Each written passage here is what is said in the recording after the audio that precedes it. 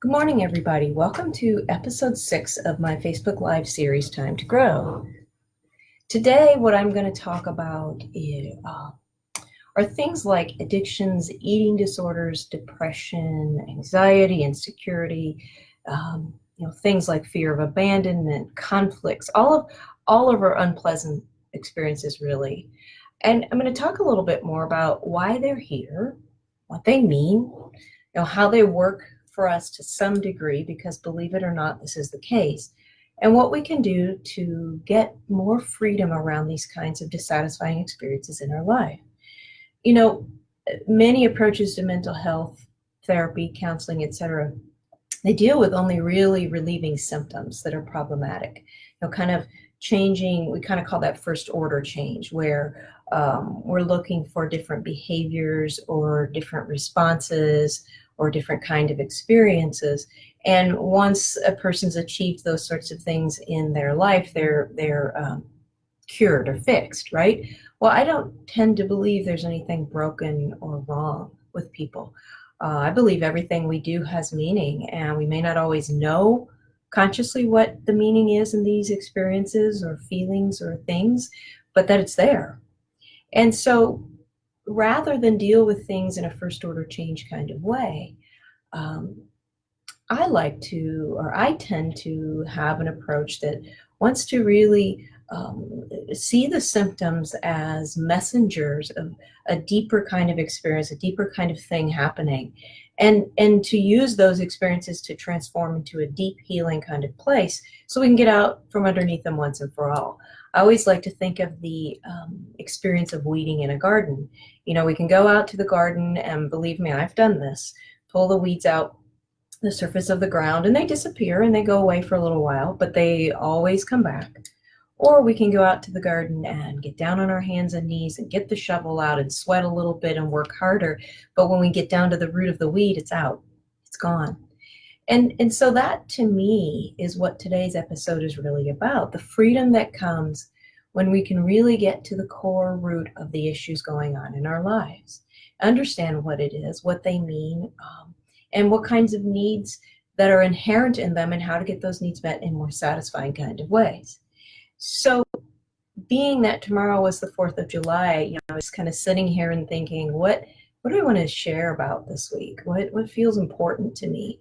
And the topic of freedom kept coming up to me. It always does. I mean, I kind of feel around holidays, I sit with them and reflect on them and what do they mean? And freedom, which is sort of the epitome of the 4th of July, the celebration of freedom, is here.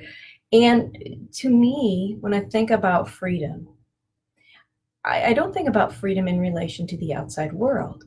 What freedom means to me is being able to be at a place in my process or with an issue or an experience or a feeling where I'm not getting hooked by something happening in the outside world and heading down the rabbit hole. And in the cases where I do, because that's just still the next piece in my process to come up, I can have enough heart for myself that I can be with myself in that place. So let me share with you a little bit now about what I mean by not getting hooked by the outside world. To me, not being hooked by the outside world means getting to a place in life where certain people, certain experiences, or certain feelings don't prevent me from continuing forward along my path in my life towards more freedom, towards more satisfaction. So this looks like when something happens in the outside world that triggers some kind of uncomfortable experience inside of me, I don't immediately go running the other way. In this way, I become free from those kind of outside world experiences and pressures and influences that I may have to run away from in order to manage the uncomfortable feeling, but also end up in a lot of dissatisfaction because it was something I really wanted. So I had a group member ask a question once about insecurity and feelings of abandonment. And those are perfect examples about what I mean when I think about freedom in the outside world, not getting hooked, right? So if I'm in a relationship, let's talk about that a little bit. So say I'm in a relationship, and because of the bonding and the experiences in my childhood, and let's face it, folks, all of our distress, especially the part of it that feels out of proportion to what's happening around us. Say our partner or friend or spouse goes on a vacation and steps back a little bit from our connection to rejuvenate and relax, and that triggers some piece of insecurity in me. Well, as long as I've checked that out, that there's nothing wrong with that other person, if I'm still feeling insecure, that's not about the here and now, folks. That is about our past. That is about our childhood. And there may be some of you, when you hear this, that don't believe that's true, and that's absolutely okay. And there may be some of you who are curious about that, or even tend to believe that that is true. Most of our distress in our adult life, certainly the things that we get hung up on, the things that we just need to be different in order to feel okay in the here and now, that part of the distress is about our childhood.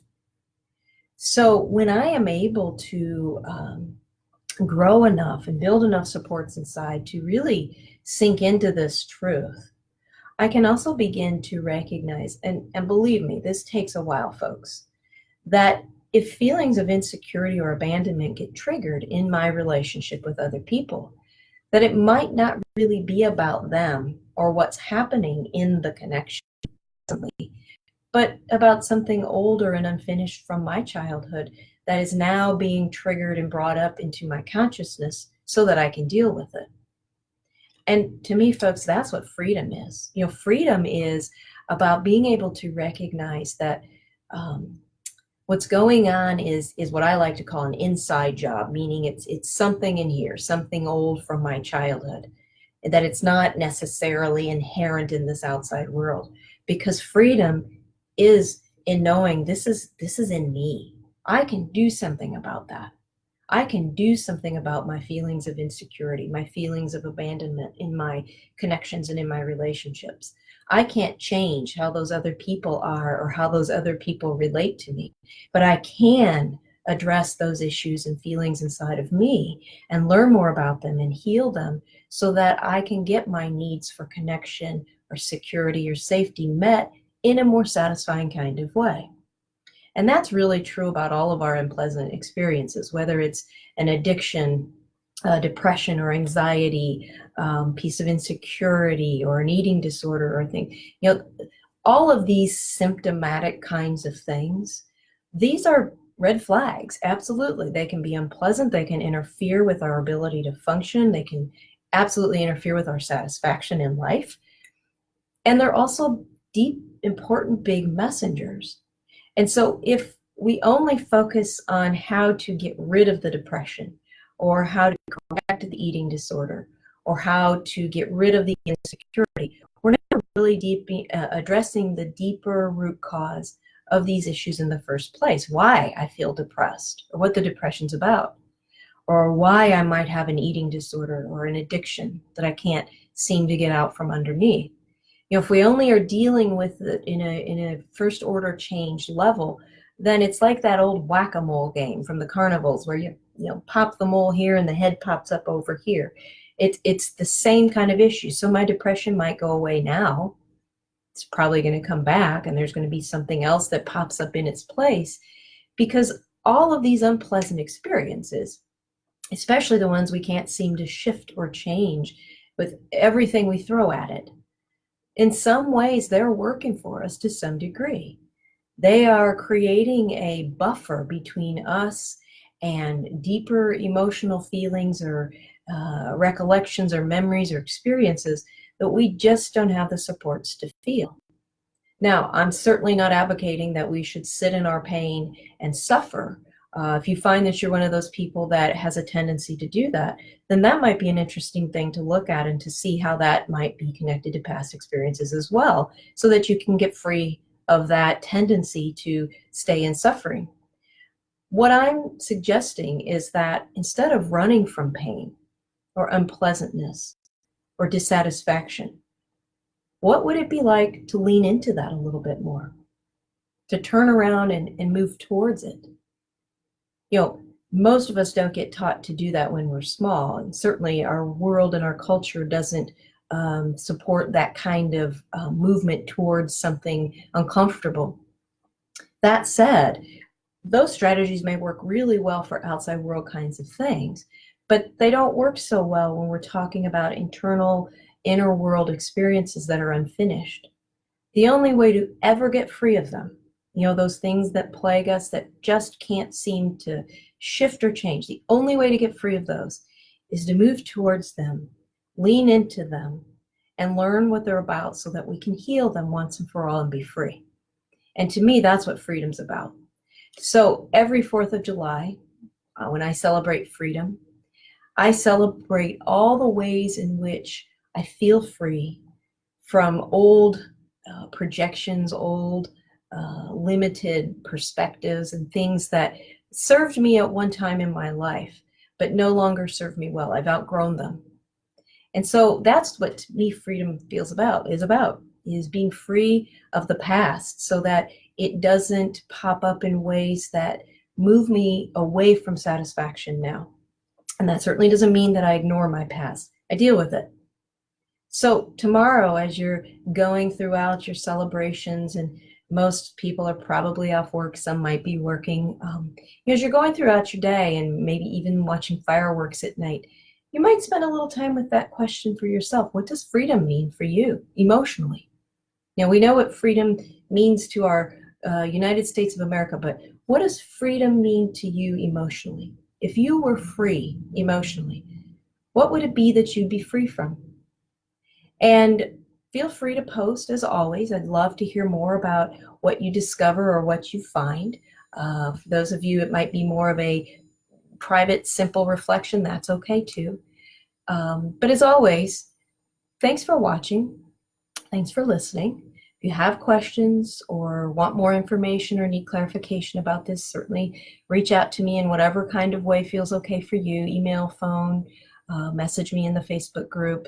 If you're not a member of the Facebook group, the Visual Journaling Expanding Your Emotional Intelligence, you might check it out now on Facebook.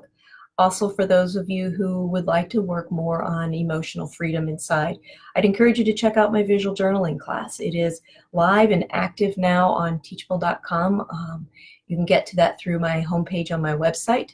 It is an online, self-guided, self-paced course that will help you explore more about what freedom looks like and how to get there on your own. So thanks again for watching. Happy 4th of July to everyone. And I look forward to talking with you more next week. Take care.